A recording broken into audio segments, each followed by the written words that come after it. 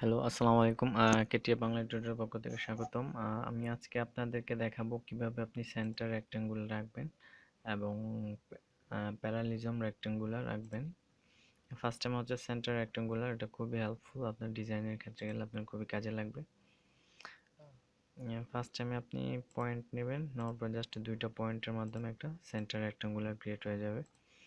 একটা সুবিধা হচ্ছে আপনি এক পাশে ডাইমেনশন দিলে অটোমেটিকলি সে সেন্টার ধরে এটা বড় ছোট হয়ে যাবে।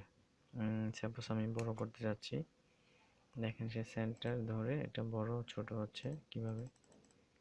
এটা যদি আমি 50 দিই ডায়ামিটার, আমি রিমোট দিয়ে দিলাম, এটা একদম ফুললি ডিফাইন্ড হয়ে গেছে, এটা নড়বে না যেহেতু এটা ফুললি ডিফাইন্ড।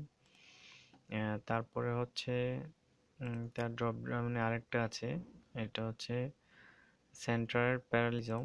এটা হচ্ছে অনেকটাই, দেখেন আমি কিভাবে আঁকি, এটা হচ্ছে দুইটা আপনার ফার্স্ট টাইমে লাইন বা অবজেক্ট সিলেক্ট করে দিতে হবে যে সে ওইটার সাপেক্ষে আপনাকে একটা রেক্টেঙ্গুলার ক্রিয়েট করে দেবে।